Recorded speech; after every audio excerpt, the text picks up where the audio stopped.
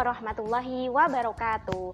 Halo anak-anak, berjumpa lagi dengan saya Bu Mira di mata pelajaran kimia. Nah, hari ini kita akan belajar tentang tekanan osmosis larutan. Kalian melihat orang sakit yang diinfus di rumah sakit? Itu ada kaitannya dengan tekanan osmosis loh. Kenapa seperti itu? Nah, sebelum kita membahas lebih jauh, kalian harus pahami dulu osmosis. Osmosis itu adalah peristiwa bergeraknya partikel itu molekul atau ion, dari yang encer atau hipotonis ke yang lebih pekat atau hipertonis melalui membran semi permeabel. Membran semi permeabel itu adalah membran yang bisa dilalui partikel gitu. Nah, kalau kalian sudah paham apa itu osmosis, maka tekanan osmosis itu adalah tekanan yang digunakan untuk melawan adanya peristiwa osmosis itu. Jadi bisa digarisbawahi ya, kalau osmosis itu adalah peristiwanya bergeraknya partikel dari yang encer ke yang pekat, sedangkan tekanan osmosis itu adalah tekanan yang digunakan untuk mencegah terjadinya osmosis. Coba kalian perhatikan gambar di belakang saya ya. Oke, ada 3 gambar di situ. Yang pertama itu keadaan air sama, misalkan saya anggap itu adalah larutan garam. Dia kan berarti lebih pekat ya dibanding dengan air ya. Posisinya masih sama, di mana partikel yang ada pada garam sama yang di air lebih banyak dengan yang ada di garam. Karena kenapa? Ada partikel air ditambah dengan partikel garam, maka partikelnya semakin banyak. Jadi yang garam ini adalah larutan yang paling pekat atau hipertonis. Nah, sehingga di tengah itu yang memisahkan antara air sama larutan garam itu adalah membran semi permeabel yang akan bisa dilalui oleh larutan encer itu. Jadi air itu akan menerobos membran semi permeabel, akan masuk atau bergabung dengan larutan yang lebih pekat, sehingga dia permukaan akan lebih tinggi kan. Nah, inilah yang dinamakan peristiwa osmosis. Lalu biar tidak terjadi seperti ini, kita berikan tekanan dari atas, namanya tekanan osmosis.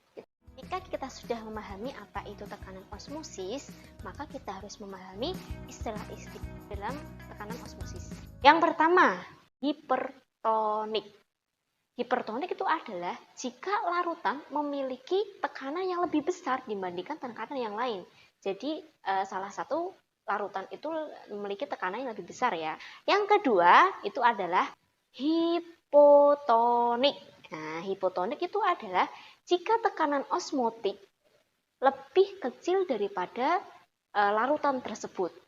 Yang ketiga itu adalah isotonik. Isotonik itu apa? Isotonik itu adalah jika ada 2 larutan dipisahkan oleh membran semi permeabel memiliki tekanan yang sama.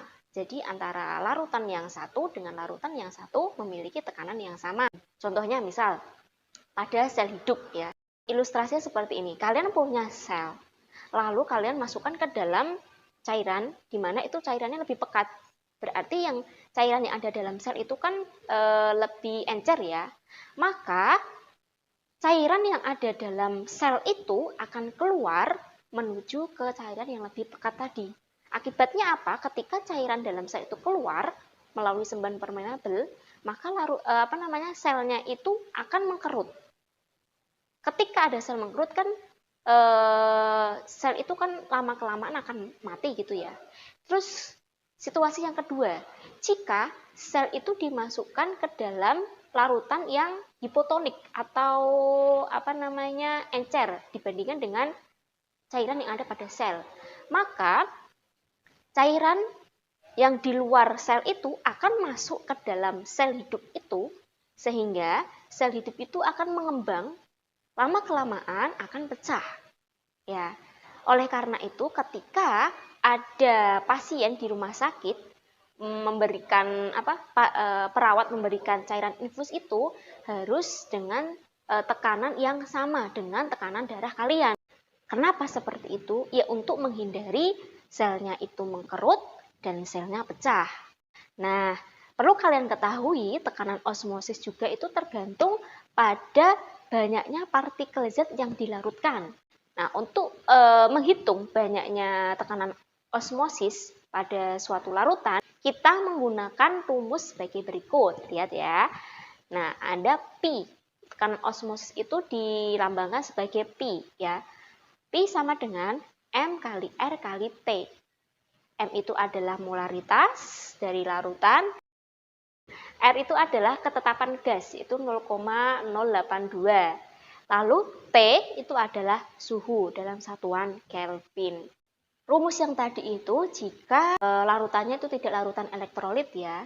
Nah, apabila larutannya itu berupa larutan elektrolit, maka rumusnya itu adalah P sama dengan M kali R kali T kali I, atau I-nya ini adalah faktor Van Hoff yang kita sudah pelajari di awal ya.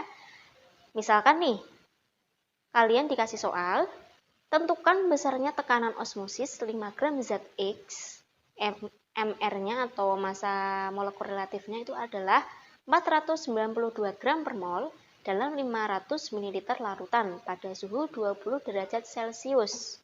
Diketahui R-nya adalah 0,082 L kali ATM kali mol per mol K maksud saya. Nah, caranya adalah yang pertama, kita tulis dulu yang diketahui apa aja di soal itu. Yang pertama, ada gram, berarti kalau gram itu satuan massa ya. Berarti massa sama dengan 5 gram. Lalu MR-nya sudah ada, yaitu 492 gram per mol. Volumenya itu 500 mili. Lalu T di sini kan 27 derajat Celcius.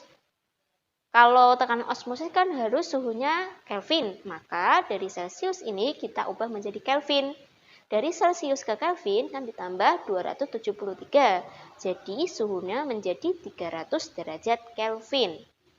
Lalu yang diketahui selanjutnya adalah R atau tetapan gasnya, yaitu sebesar 0,082 LATM per mol K. Yang ditanyakan adalah tekanan osmosisnya. Cara menjawabnya adalah kita lihat lagi rumus untuk tekanan osmosis ya, di mana tekanan osmosis itu adalah MRT. Kenapa cuma MRT, nggak ada I-nya? Karena di soal tidak diketahui apakah larutannya dia larutan elektrolit ataukah non-elektrolit. Maka kita gunakan rumus yang larutan non-elektrolit. Kecuali kalau misalkan di soal itu dikasih keterangan larutan elektrolit. Nah, larutan non-elektrolit untuk mencari tekanan osmosis P sama dengan M kali R kali T.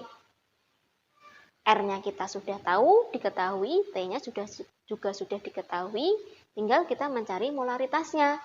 Bagaimana cari molaritas? Ingat kembali di materi yang awal, untuk mencari molaritas yaitu gram atau massa per mr kali 1000 per volume. Volumenya ini dalam satuan mililiter.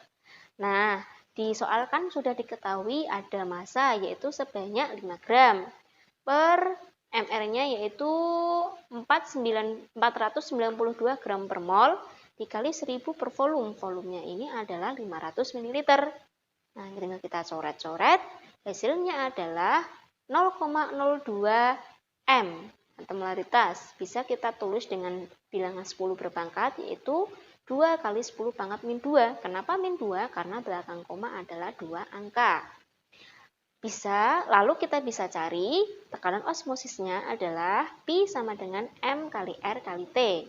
Yaitu 2 kali 10 pangkat minus 2 kali 0,082 kali 300. Maka hasilnya adalah 0,492 atau 0,492.